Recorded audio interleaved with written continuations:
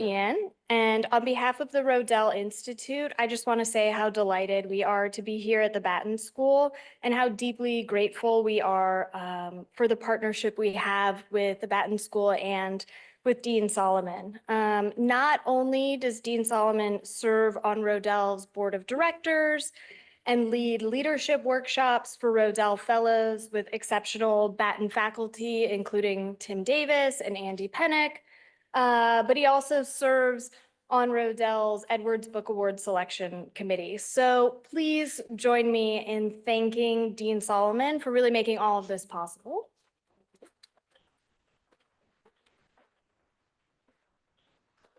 And I also want to recognize the other selection committee members, which include Duke Professor Jennifer Siegel and Rodell Fellows Larry Obhoff, Miguel Solis, Jamie Woodson, John Kroger, and last but certainly not least, the former mayor of Charlottesville, Mike Signer, who we're lucky to have with us here today. So it was really, truly a pleasure to work with this committee to review all of these books, and I'm really grateful for the opportunity.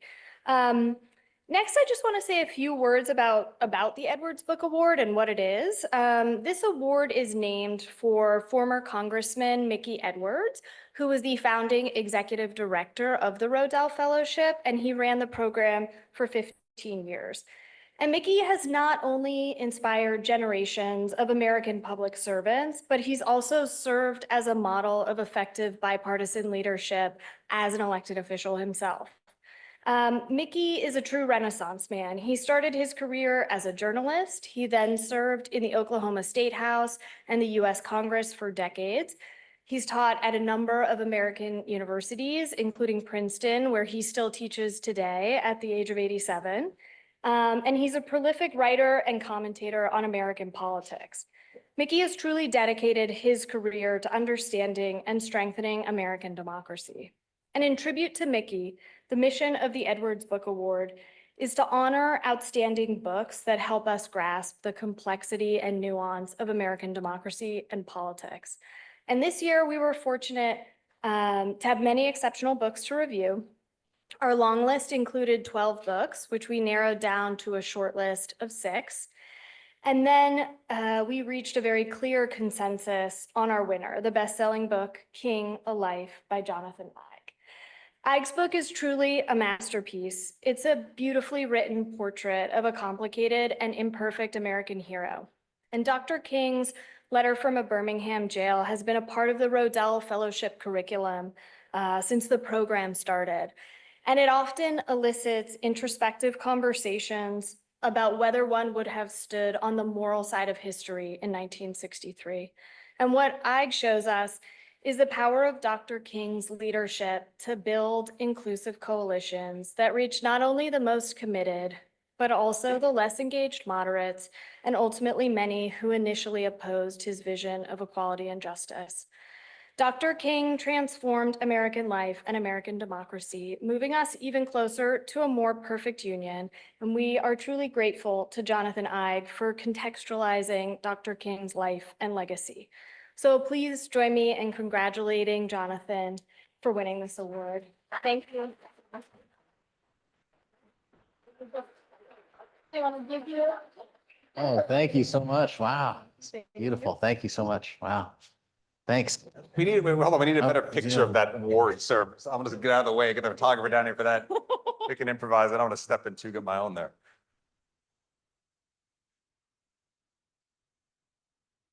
And I'll just, Oh, we'll get one with you in there too. come on, one too. Come on, come on, come on. Really on the spot.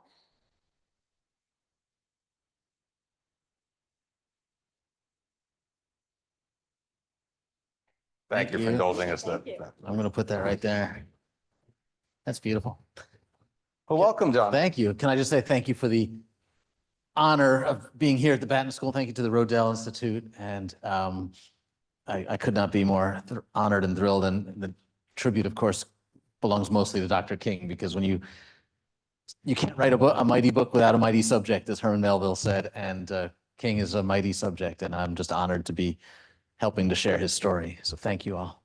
Well, we're so pleased to have you here, and hope it's a great visit. Hope Everyone will join for a reception afterwards. We'll have a chance to talk with Jonathan over at the Colonnade Club when we finish here now. But now we get to spend some time diving into your work here, your magnificent achievement, beautifully crafted, deeply researched, deftly written. I think it really is a gift to students of American history, to students of leadership, to citizens who care about the meaning, practice, preservation, possibilities of democracy. So thank you for this gift. And I'm going to exercise my dean's prerogative to ask the first few questions. But at some point, we will invite some of these others to join us. So think of your questions. But I'd love to start with your motivation to tackle this book. Where did it come from? Was it something you thought about doing for a long time and finally got a spare moment? Was it something that had changed in the world, or you thought you had a unique contribution you could make given some of the other work you've done? Why you? Why this book? And why now? Great question. It happened organically. I can't say that this was my lifelong ambition, but I could look back on it and think about how my life built to this moment. First of all, I'm born in 1964. My life was very much shaped by the civil rights movement. Went to integrated schools from kindergarten on, and went to a college that had a brand new Black Studies department, in part because students protested right after the assassination of Dr. King. So not that I realized it at the time, but the arc of my life and my journalism career was shaped by the civil rights movement, which means, of course, by Dr. King. But more practically, I was working on a book about Muhammad Ali, a big biography that took me 5 years to write. And I began asking some of the people I was interviewing about the occasions in which Ali and King met. And I was interviewing folks like Dick Gregory and Harry Belafonte and Reverend Jesse Jackson, Andrew Young, and I had all their phone numbers in my phone. And I began to realize that these were people who knew Dr. King really well, knew him intimately, hung out with him. And I just thought, we still have an opportunity to meet and interview and glean insights. And even though I've read all of these civil rights books, I minored in African-American history because my school had such a strong department. I didn't feel like I knew King until I started talking to them about what he was really like. So why me? Because I happen to have these guys' numbers in my phone, and because they were all in their 80s or 90s, and the window was closing, and there hadn't been a King biography since 1982. And that's just a crime. We need a new biography at least every generation, because the world has changed. And look at what was going on at the time, right? Look what was going on right here in Charlottesville at the time that I was beginning work on this book. So it just felt urgent, and I wasn't sure I was the right person to do it, but I had an opportunity, and I felt like it was a little daunting, but that I didn't have that much to lose by trying to see if I could write such a book. And you mentioned the Ali biography took 5 years. How long was this book? This one took more than 6 years. So you have to choose your subjects carefully. But in this case, I knew that this would be the most important thing that I ever wrote in all likelihood, because we're living in a world, in a country in which we've forgotten what Dr. King really stood for. We've turned him into this safe, non-controversial figure. You know, when we created the national holiday and the monument, we watered down his message, and I felt like we needed that message again, and that there was an opportunity here to remind people of how radical he was, how religious he was, how often he failed, the fact that he never really sought to become a leader of anything, but felt compelled to do it. There's all these pieces, and the fact that he suffered for it, that he suffered emotionally, that he died a very unpopular man, that 2/3 of Americans disapproved of him in a Gallup poll taken just a year or two before his death. So I just felt like there was a lot there that we needed to refresh. You have a great phrase in here where you say, "We have hallowed him by hallowing him," That's right. which I think is actually really speaks loudly. It's something Harry Belafonte really got worked up about when I interviewed him. He felt like it was almost intentional that the federal government creates this holiday in order to neutralize a radical, and that it may be, you know, a little paranoid, but who am I to say? I mean, I didn't live through what Harry Belafonte lived through. He felt like that the people who were honoring King knew what they were doing, that in teaching him in this very safe way, that they were undermining his words and his message and his work. And we saw that certainly with the monument, right, where his words were, I think, quite deliberately taken out of context. Or not deliberately, they were taken out of context with the first draft, and where it made it seem as if he was saying, you know, say that I was a drum major for justice. That's When right. if you read the full sermon there, that's not at all what he was saying. That's right. Yeah. So, and even at that monument, there were none of King's books for sale in the shop. So we're not even encouraging people to read his own words. And I felt like we needed to try to get back to the real King if we could, to try to correct some of the, you know, sort of scrape away some of the barnacles, some of the gloss that has been brushed on to his story. But you start way before then, right? And you do a marvelous job, I think, rooting Martin Luther King Jr.'s story in his parents and their experiences. And I think that contributes a real sense of how influenced he was by his parents and by others. And,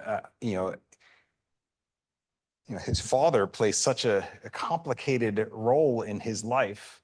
And at one point he says, I'm not going into the ministry. I want nothing to do with my father. It's more eloquent than that, obviously. And yet he does. And what does that tell you about his influences? And what strikes you about how he was influenced by the context in which he grew up?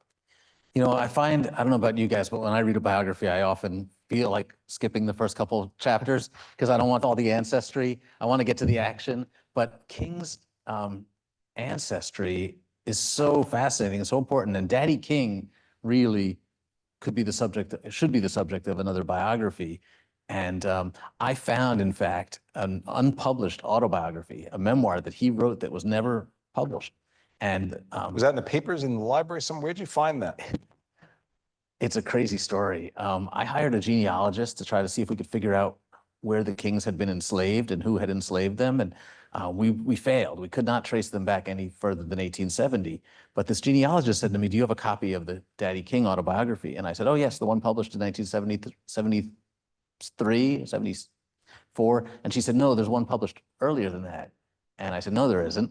It turns out that he worked on this and wrote it with a professor from Morehouse and then never published it. There were only 2 copies, drafts. Huh.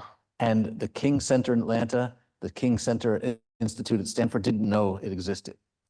And the King children didn't know it existed. I found one of only 2 copies.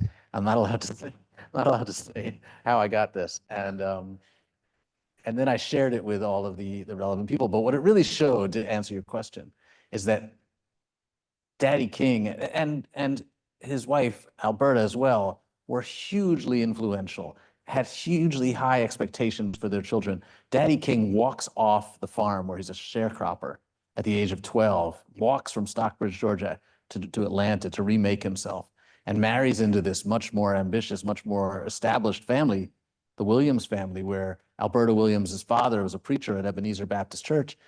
And they believe that they're already fighting Jim Crow in their own ways, and as preachers can, because not a lot of other positions afforded you the opportunity to speak out in the South because you'd be fired from your job. But preachers had a little bit of immunity, a little bit of insulation, and were able to raise a family where someone like Martin Luther King, only 1 generation removed from sharecropping, can win a Nobel Prize and lead the greatest grassroots movement in American history. So that family history is so important. And it's not just one family's history, as you know, it's American history. It's what happened in the years after slavery and Reconstruction as people begin migrating north, leaving small towns for bigger cities, realizing that they have a little bit of an opening to start fighting this system that treats them as second-class citizens.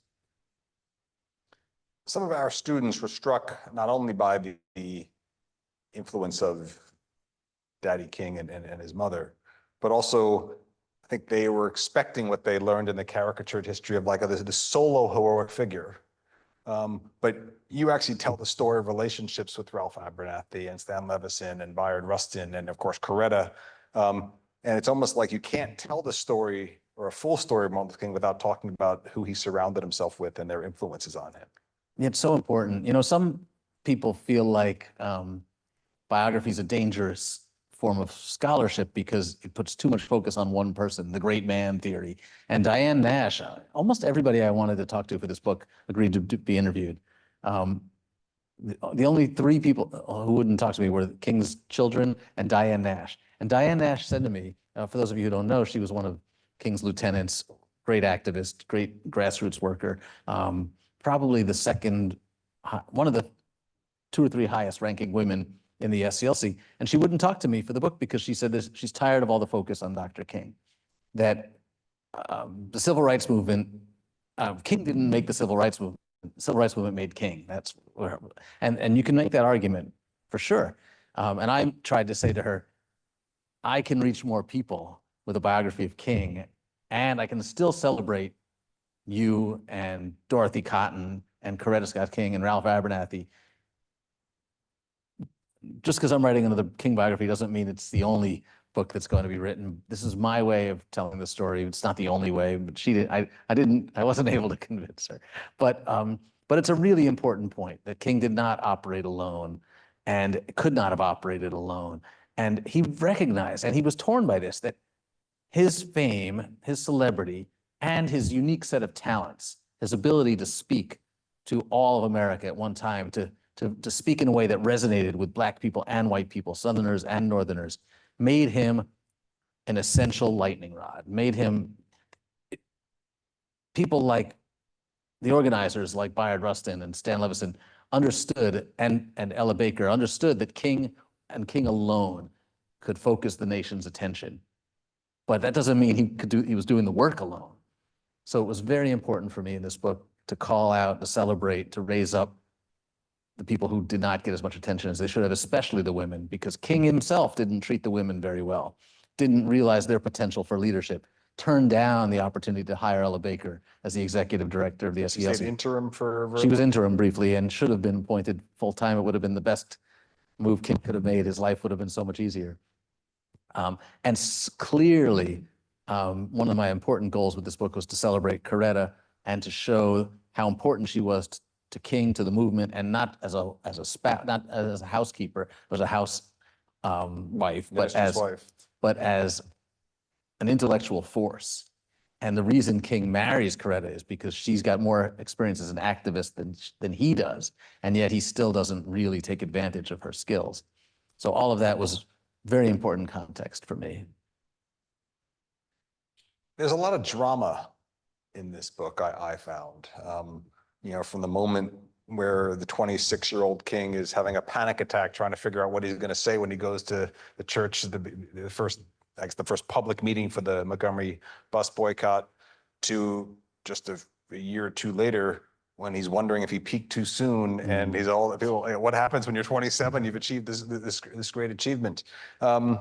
Do you have particular moments of drama that really, or that as you were plotting out this narrative, which is such a compelling just story to read, how you kind of plotted? I mean, it's his life, of course, but you also, I think my sense is you must deliberately weave an arc of these dramatic high points in the story. Well, again, I'm not making this up, so I'm just following King. And the drama is overwhelming. And let's talk about it in terms of leadership. This is a guy who's not looking to lead anything except his church. He's 26 years old. The Montgomery bus boycott begins, and they call him and ask if he'll come to the first meeting, and he says, I don't know, I'll think about it. That is not, the Luke Skywalker moment, right?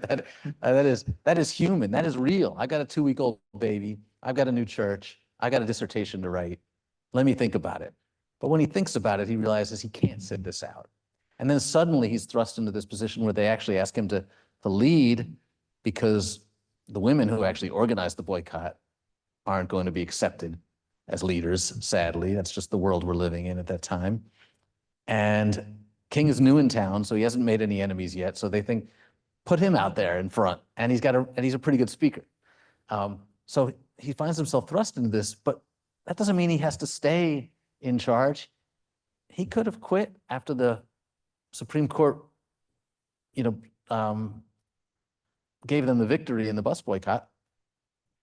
But over and over again, he doubles down. He says, I'm in this now, and this is what God commands me to do, and I can't turn back. And that's where the leadership gets really interesting to me, because he doesn't have the skill set to organize anything. In fact, he's often criticized by other civil rights leaders for not being an organizer. Yeah. And he knows that he's going to get beat up. He knows he's putting his life on the line. This is not hypothetical. I mean, And his kids' lives and the correct yeah, lives. his home is bombed just months into the Montgomery bus boycott. He's stabbed in the chest. He's arrested 29 times. And when you get arrested in the South as a black man, you know how dangerous that is. So this is very real for him. And over again, he's taking this position, not just that I'm going to lead, but that I'm going to continue to speak out more aggressively, more radically. People sometimes say that King in his late years began to speak out about Northern racism and began to speak out about materialism, but it's not true. It's there all along. It's just that the white media wasn't paying attention to it. Even in the 50s, when he's traveling the nation to raise money for the bus boycott and for the other causes, when he goes to New York and LA and Chicago, he's always saying, by the way, your racism is just as bad, your segregation is just as bad, you're just camouflaging it better. But the white Northern media isn't reporting on it. So we have this perception that he's growing more radical. I say he was radical all along, but he's willing to take this moral leadership, even if he's not necessarily a great political strategist. He sees that and he says this over and over again, his leadership arose from his ministry. He saw his activism as an extension of his faith, and everything followed from that. And I think that's what makes him so compelling, and that's what makes him so rare. Not many of our so-called great leaders have that much, are inspired that much by morality, right? Usually sometimes they lack it altogether, right? Or even if we hear them speak, we kind of have we watch them through a screen of cynicism. Like they can't really be driven by those principles or that morality. This is just strategic. Right. But I think in King's case, it often actually might have been counter-strategic. That's right. Arguably. I think that's true. If you take the opposition to the Vietnam War, he arguably made life more difficult for the SCLC and certainly for Lyndon Johnson as a partner. Yeah, no question about that. And his advisors were telling him over and over again, like, could you drop the Vietnam War thing? They even advised him not to go to Chicago and to start working on calling attention to Northern segregation, because they felt like it was diluting the cause, that he would be more effective if he stayed. And these are, credentialed radicals telling him this. Bayard Rustin is saying, let's just do voting rights in the South. We can change the dynamic of power. We can change the control of Congress. That's where we're most effective. But King is saying, I'm not interested in what's most practical, what's most pragmatic. I'm trying to do the right thing here. And the interesting thing is that because the FBI was surveilling him and recording all his calls, we can now read the transcripts of these calls. And you can see how even King's closest friends and advisors don't really seem to understand him.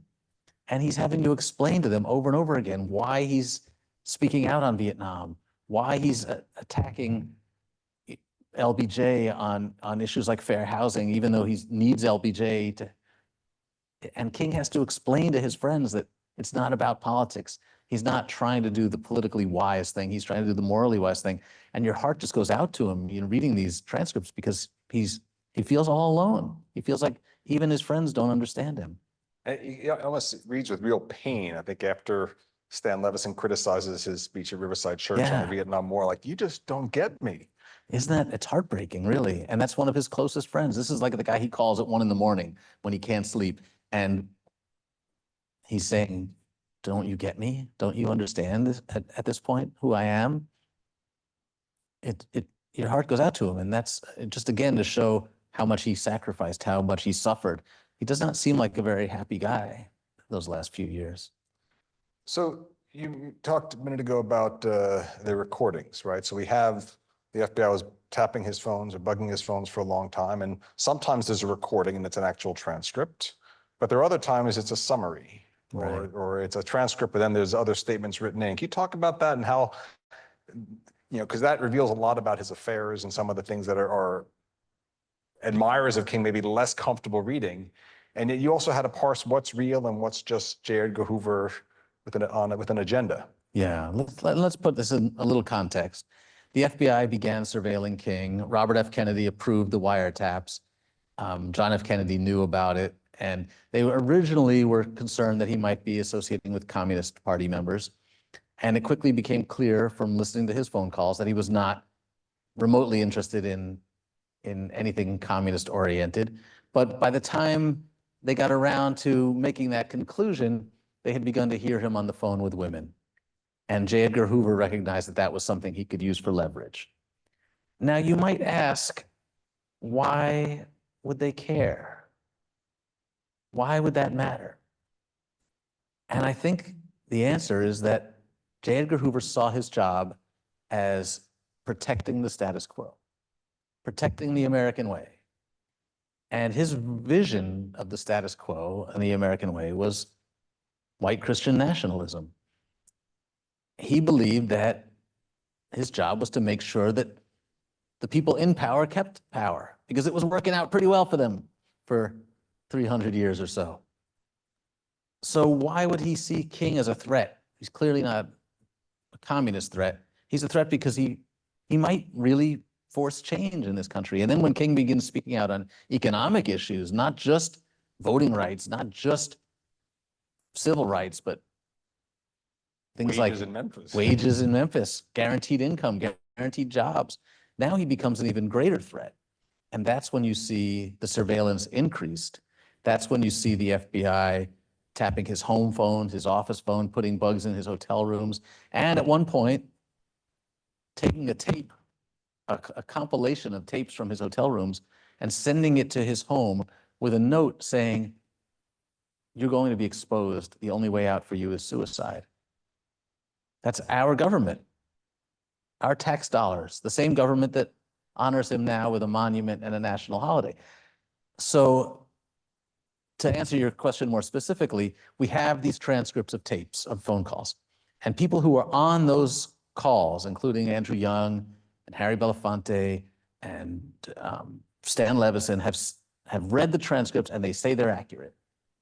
The FBI did an honest job of listening in and recording the content of those phone calls. So when I read those transcripts, and thousands of more pages were released just the last few years, I give them a fairly high degree of reliability. But we also have memos written by FBI agents describing, summarizing, sometimes characterizing what they've heard on the tapes, but we don't necessarily hear that. And I am much more skeptical about those. So I was nervous that readers were not going to want to hear about King's personal life. And I certainly didn't write the book in a way that wallowed in it or sensationalized it. But I felt like it was important to be honest, to show that King was human and flawed, but also because this is what the FBI used to target him, to try to destroy him. So I felt like it was important to be honest about that. And in 2027, the tapes are scheduled to be released. So we'll have more information and we'll know how much of those memos was actually embellished. We do know that several FBI directors have said, that FBI agents have said they were trying to please Hoover. So they would write whatever they thought would please him most. So it's quite possible that some of the descriptions were embellished or even fabricated, but we won't be able to say that for sure. The threat that the only way out for you is suicide. You know, there may be public officials now who receive threats. You might as well kill yourself. But for King, that might have been actually particularly sharp because he's someone who actually struggled with mental health issues for much of his life. And I think that comes across here with, you know, at least two, I think, jumping out a window without a parachute and many bouts of depression and checking himself into a hospital. Can you talk about? Yeah, and the FBI knew this. He twice attempted suicide as a teenager, sort of half-heartedly, jumped out of a second-story window, maybe just an expression of his sadness when his grandmother was first injured and then when she died.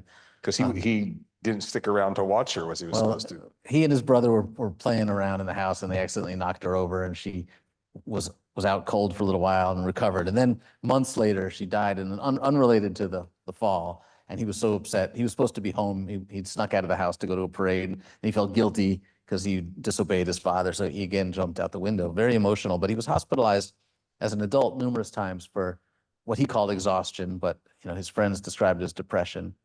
So, and some of his friends thought those last couple of years that he might have been suicidal. He seemed obsessed with death. He talked about it more. He preached about his own death several times.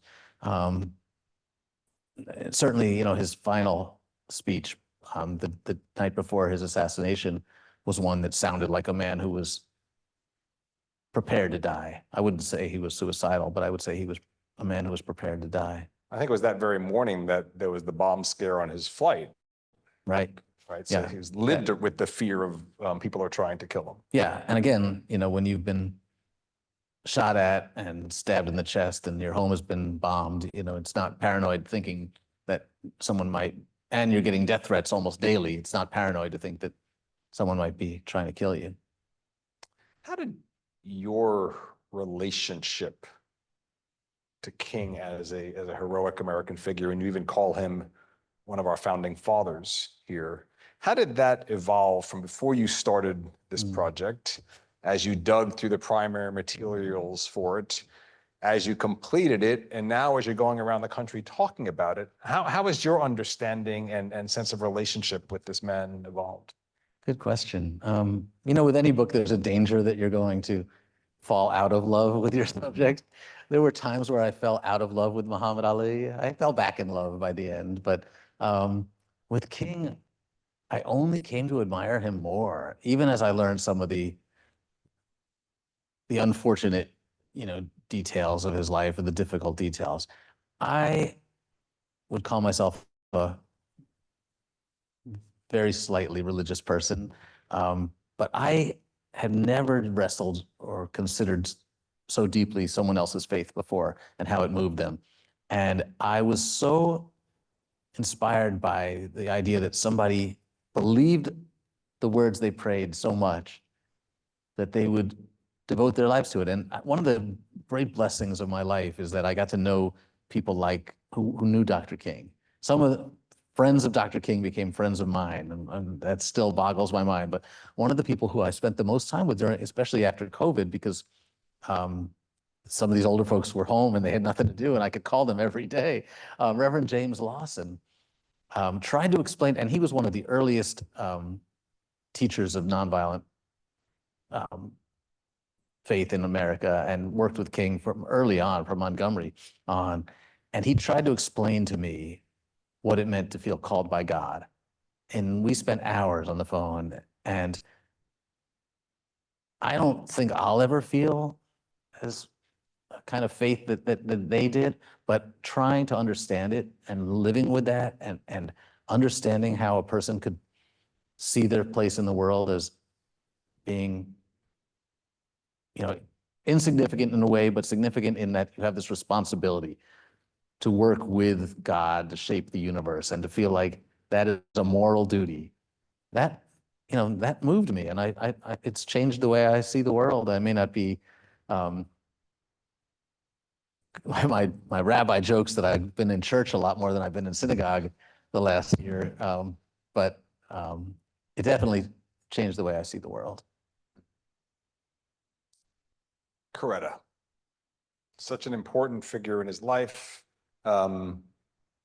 figures prominently here, but even I think towards the end, more prominently in some ways in how we think about King today. I think she was quite active in making sure we got a day to honor and remember King. And in talking about some of his affairs, is quite protective of his legacy. Yes.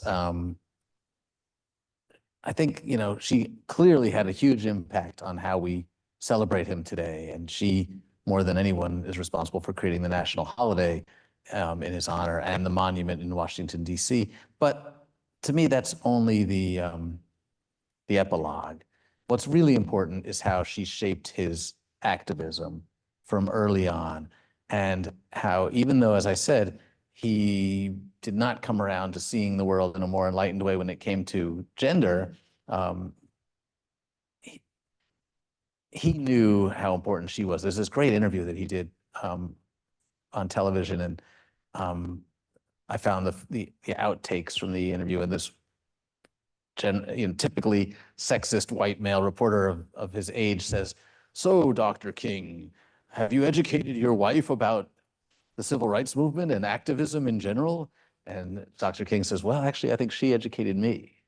And it's true. And as I said earlier, when they started dating in Boston, he was at Boston University, she was at the New England Conservatory of Music. He was dating several women, and he was always dating several women.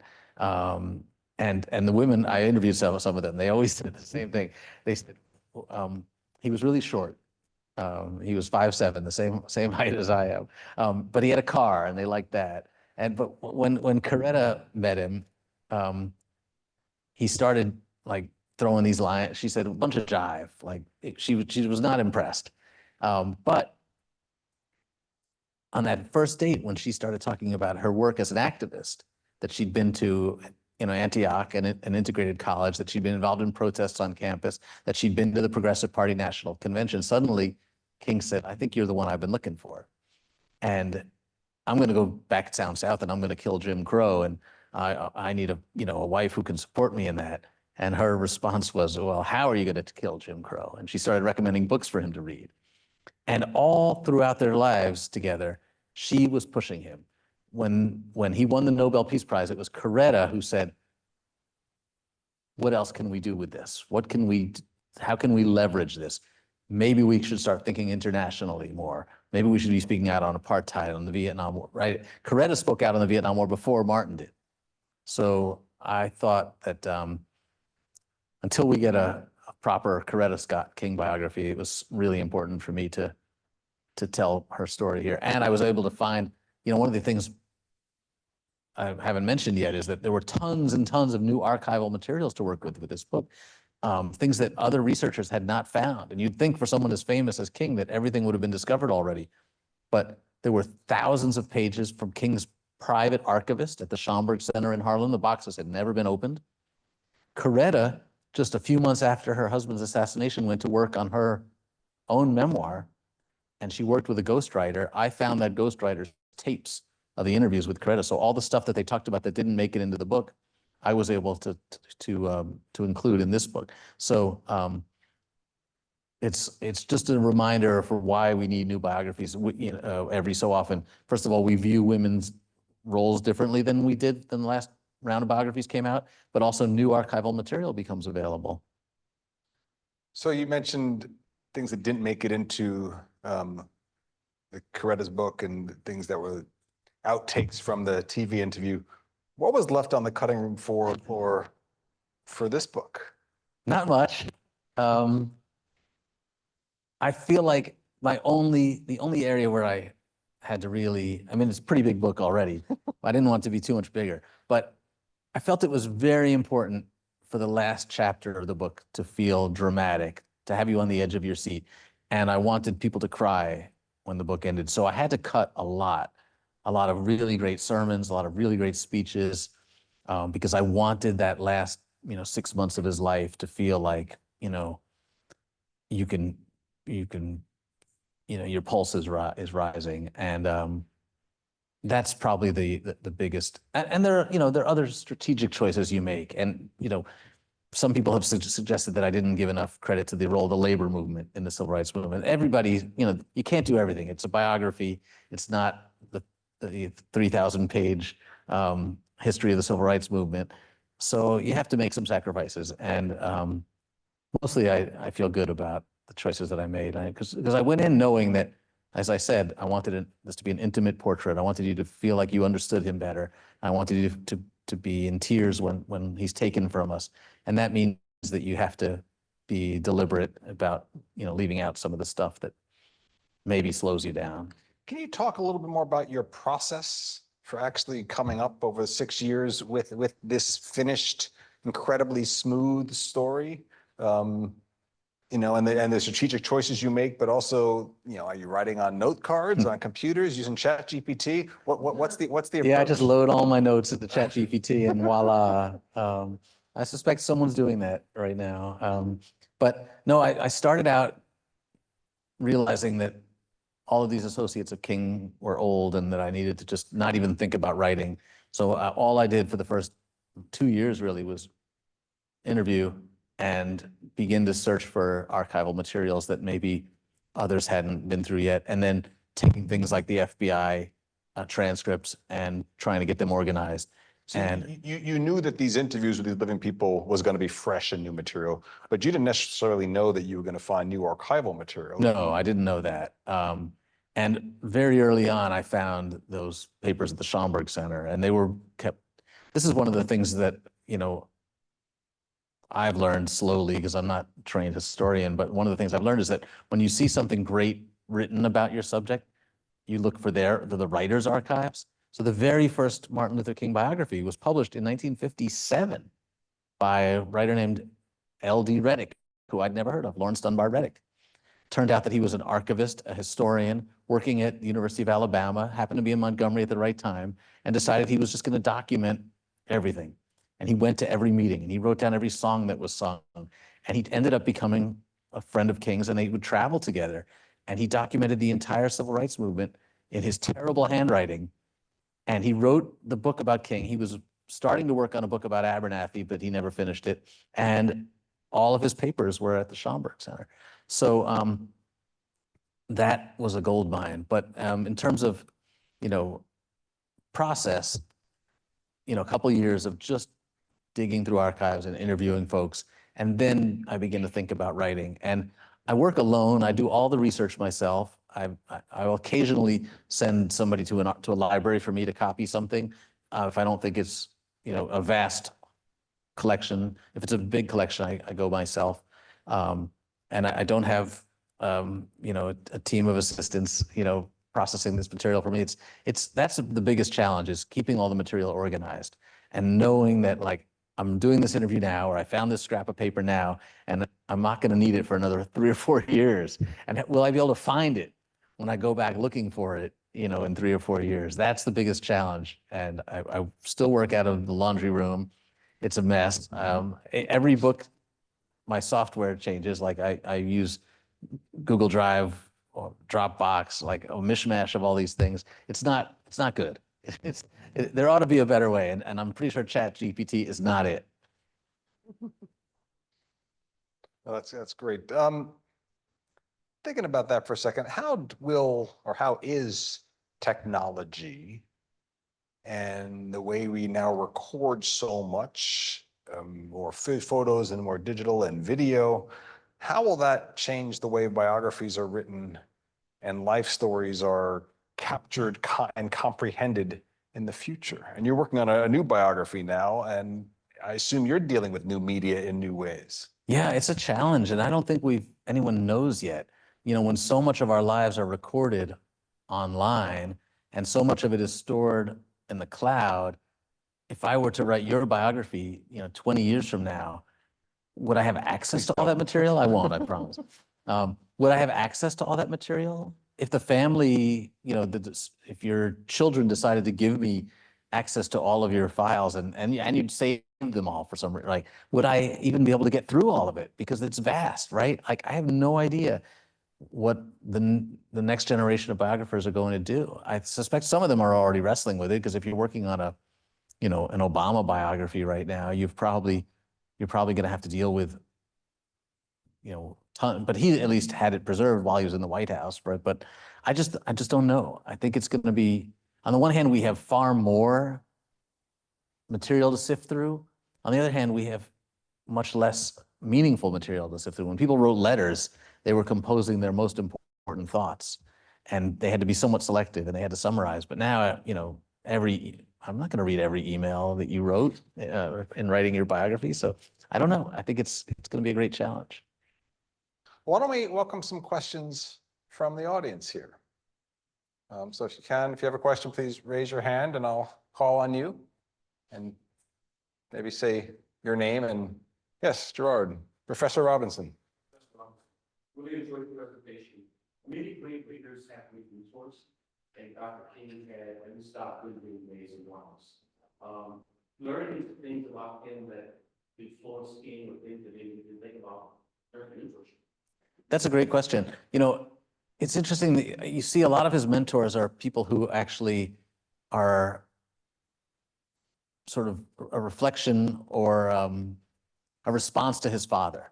Because his father is obviously this great figure of inspiration. He's demanding, he's ambitious, he's fiercely dedicated to civil rights, but he's also, a farmer and a crude country-style preacher in young Martin Luther King's view. So he's looking for alternatives, which is why Benjamin Mays is so attractive to him. Here's an erudite, educated, philosophical person with the same set of values, basically, that his father has. And I think if you look at who King's mentors were, they're often people who are in that Benjamin Mays mold. And that's why King is interested in going to seminary and getting a doctorate degree. In part, and like so many of us, we want to be more than our parents, right? So I think if you look at those mentors, interestingly, Stanley Levison, this white Jewish businessman, was a mentor in many ways. Bayard Rustin, this gay person, and King was not really great on homosexuality, but he still respected and saw how much he could learn from Bayard Rustin. So, as I mentioned earlier, he was thrust into leadership. He recognized that he did not have the skill set, and he needed people like Rustin and Levison and Ella Baker to help guide him sometimes, and yet, what made him such a great leader? A lot of it was what he got from his daddy, right? Like that's foundational. That ability to speak, to reach an audience, to bring that emotion, and that's what made him so powerful. I think was the combination of those elements and those different kinds of mentors. Bill. In your impressive research, can you share a little bit about the impact on the international scene? I don't know that very well, and that may have influenced in any way or even possibly. Yeah, King was seen as an important figure worldwide early on. Before he even knew it, he was getting letters from some of his professors from Boston University saying, I'm traveling through Africa and I see your picture on people's walls. And this was even in the 50s, just after the Montgomery bus boycott. He traveled to Ghana for the installation of Kwame Nkrumah. He was already being seen as an important, almost like the Black president. And I think all over the world that really resonated. And in countries where America was seen as an evil force, here's somebody who's standing up to the American government. So in many ways, he captured the imagination of people in lots of different parts of the world long before he was even aware that he was having that impact. Ashley? And then Gail. So one of the interesting things that happened is things that whitewashed, so to speak, in our dominant historical narratives is how these can contrast with complements. So I wonder now, how would you describe the two of them together? Oh, I'm so glad you asked me that. If you couldn't hear in the back, it was Malcolm X and how they've been often contrasted. And I think that it's really does both of them a disservice. And James Baldwin wrote that by the end of their lives, Malcolm and Martin were practically indistinguishable in their political views. And it's worth remembering that Malcolm actually went to try to see King in Selma, and when he got there, King was in jail, and he said to Coretta, he sat next to her in the Brown Memorial Chapel and said, "Tell Dr. King that I hope that by taking all the flack that I'm taking, he might take a little less." Because I think they both recognized they were fighting for the same thing essentially. And one of the really important discoveries I made in this archival research is the most famous quote we have from Dr. King about what he thought of Malcolm X comes from a Playboy interview by Alex Haley. And in this magazine article, it's the longest interview King ever did. He says, "I think Malcolm X's fiery demagogic oratory is bringing nothing but grief to Black America." So I sent off to the Haley archives to see if I could get the transcripts of the tapes from those interviews. And it turned out that King never said that. When asked about the Nation of Islam, he said, "I think their fiery demagogic oratory brings nothing but grief." When asked about Malcolm X, he specifically answered differently. He said, "I think we're both fighting for Black dignity, and that I don't appreciate when he calls for violence, but that we're we agree on a lot of things. And they did not print that. They changed the quote. And that false quote has been reprinted in textbooks, for generations. So I think that it's one of the ways in which people try to still divide and conquer, civil rights movement, divide and conquer, trying to weaken King, and now we see people trying to use King to promote conservative messages. So you'll see people saying, "Oh, well, King would clearly be opposed. King clearly opposed affirmative action. How can you?" I've had people say this to me. How can you argue that King supported affirmative action? He said it in his most famous speech. He said that he thought people should be judged by the content of their character, not the color of their skin. And it is so obviously and intentionally abusive of King's words. They know exactly what he meant when he said that. And people will find a King quote to use to defend their own racism over and over again. It's like they use it for cover. And it aggravates me to no end. Gail, and then we'll go to the Julian Bond professor. I'm just Gail, I'm a Julian Bond professor. I'm Gail Dick, but I live at Pulitzer Prize, the mountain star.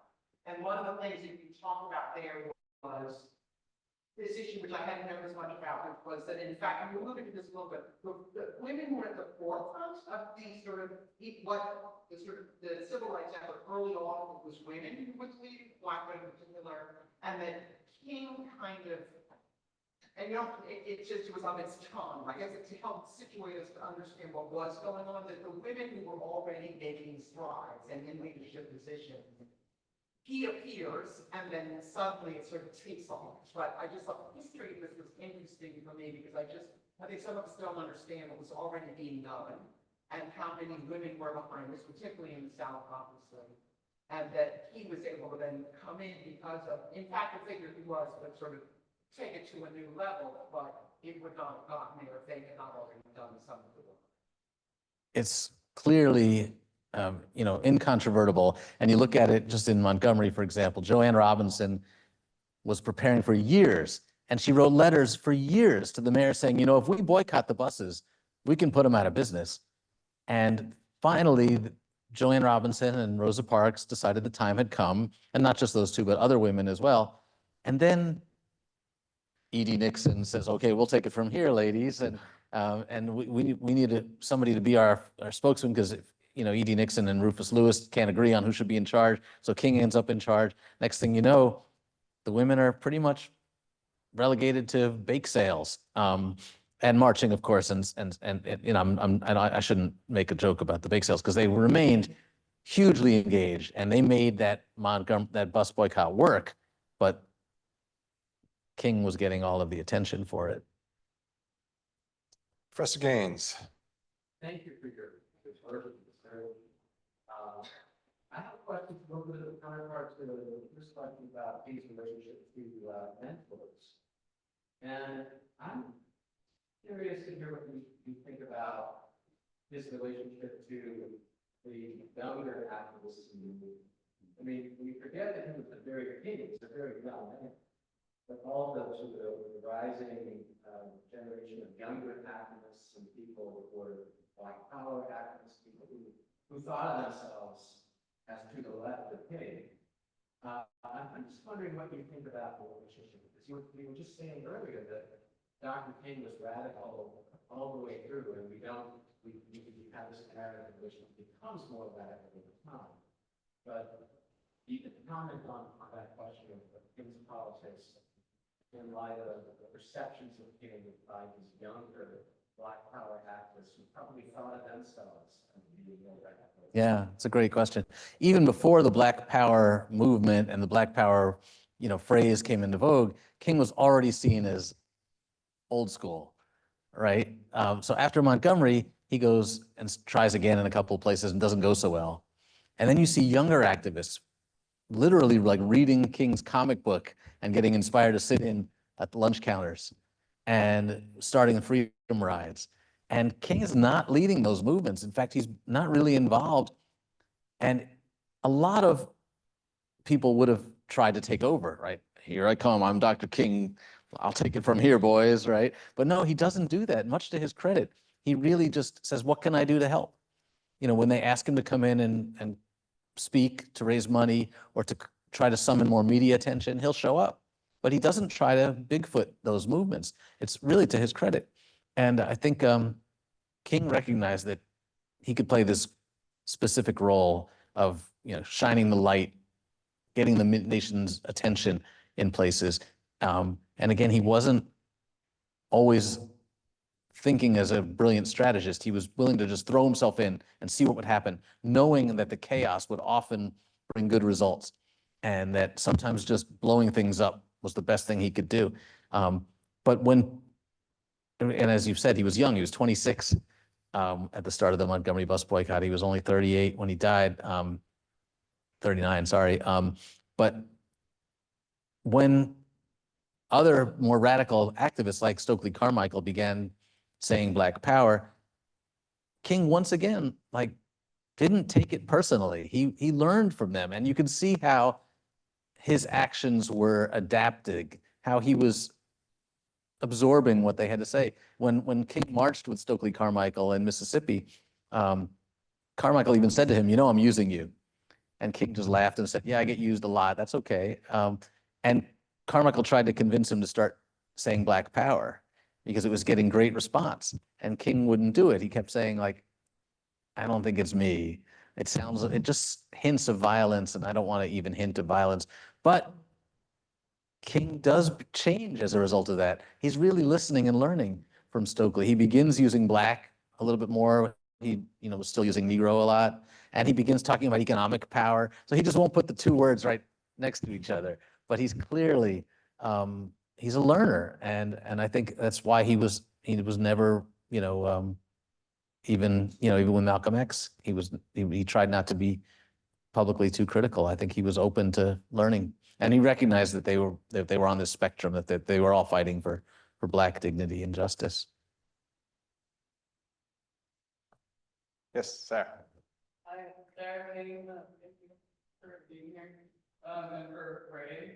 I'm curious about your interview process. So you talked about we spent for 2 years interviewing, and did you transcribe how many hours? Seriously, because I'm a former journalist, and transcription was always the main advice. Yeah, me too. I certainly was interviewing folks for 2 years through on all subjects. So I'm just so curious as to what that looked like. Can you give us a sense of how many hours and that? Somebody said one time that even when it's not all written out explicitly, it's in there. This reading this, it's in there. My dream is that I go and do these interviews in person, and that I gain people's trust, and they really like me, and I can then, go back and visit again and talk to them on the phone. But often, especially with famous people or really busy people, you get a very limited window, with Jesse Jackson or with, Andrew Young. It's okay, he can give you 45 minutes on Tuesday at 11, and you have to hope that you get them interested enough that you can follow up. But you also have to know that this might be your only interview. But in some cases I did, like I said, with Jim Lawson, Reverend Lawson, I was able to basically call him every week. We had a weekly appointment, a date during COVID just to talk. And with his friend, June Butts, she became, I called her, I must have called her 50, 60 times.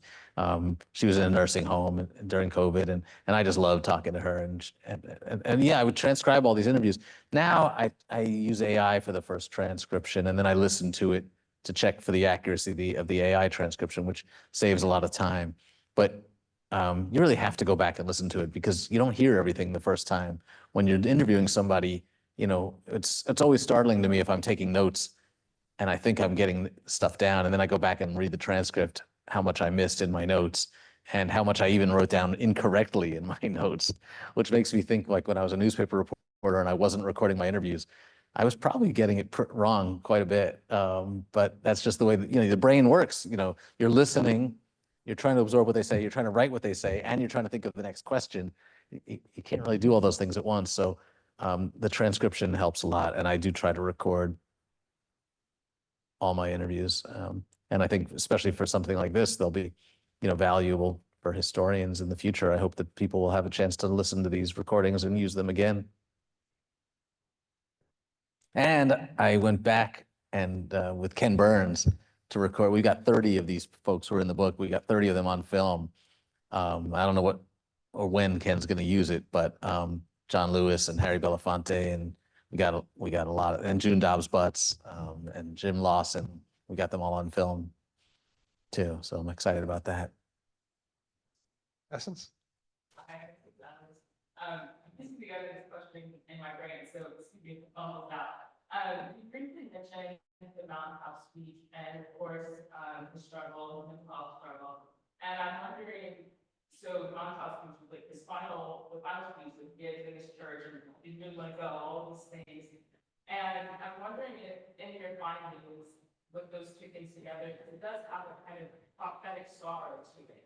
I listen to it quite often. I find it very grounding and centering that he was able to deliver this kind of poignant message to these people in a moment where they not even felt as grounded and hopeful as one may expect. And so I'm wondering if in your findings in the last few years of his life, if you got the sentiment that he felt it was all worth it. Did I feel it was all worth it? Or did he? Oh, did he feel so? Yeah, let's talk about that. Let's talk about that last speech, because as you point out, it's incredibly poignant. And he gave hundreds of speeches and sermons every year. This one's different. He never gave this sermon before. And I think, as you hinted earlier, it might have been because there was a bomb threat that morning on the plane that he was taking to get from Atlanta to Memphis. And that might have jolted something in him, because he stands up there and he gives this speech, and he wasn't planning to speak that night. He was in his hotel room in his pajamas when Abernathy called and said, "You got to come down here." So he gets down there and it just feels different. You can watch some of it. Not all of it is on, it was filmed. Some of it's on YouTube. But he summarizes his life. He talks about the time he was stabbed and nearly died. And he talks about what he would have missed if he died that day. The doctors said if you'd sneezed, you would have died. And if he had sneezed, he said, if he could have lived at any time in human history, and he goes through some examples of all the things he might have seen if he'd lived in the Pharaoh's Egypt, right? But this is the time he would have chosen to be alive, because this is the time that he saw his people rising up and standing up for who they believed in, and standing up for the beliefs of that they hold so dear. And he says, I may not live a long life. Longevity is a blessing, but that doesn't matter for me anymore. He's really seems to be coming to terms with the scope of his life. He obviously doesn't know it's going to end the next day, but he's thinking about what it all means. And it's so powerful. He practically collapses at the end, into Abernathy's arms at the end of that speech. And it does make you wonder. Like, I know a lot of people have said that, he knew, but he didn't know, but that's what was on his mind. That's what's so powerful about it, I think. Maybe one or two more questions?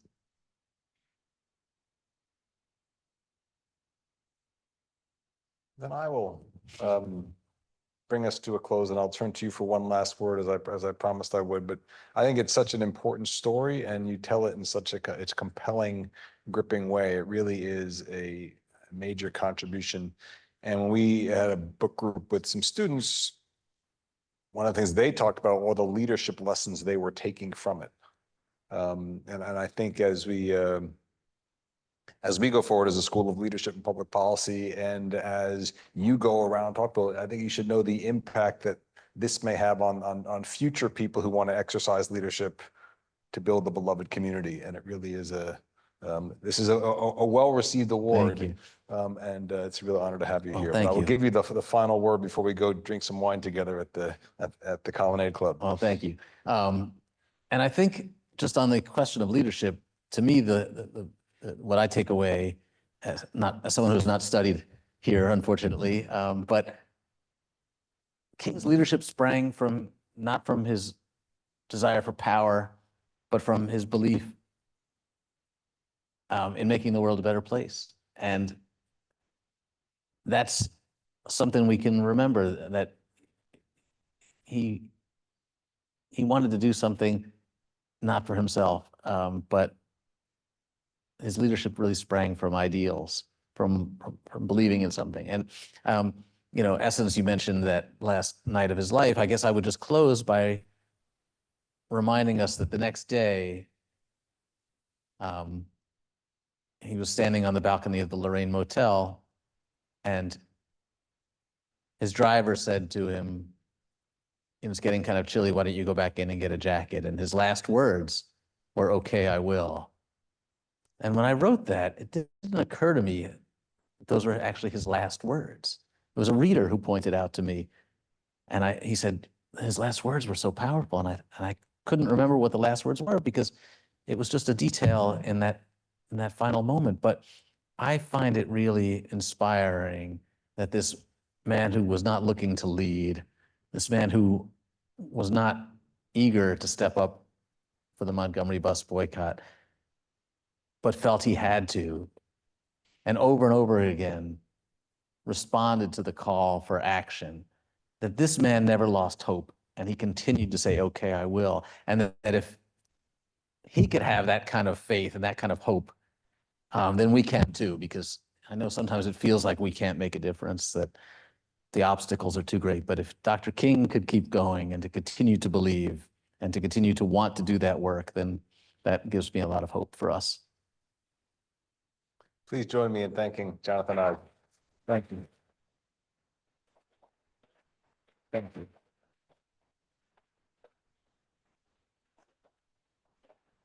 Thanks.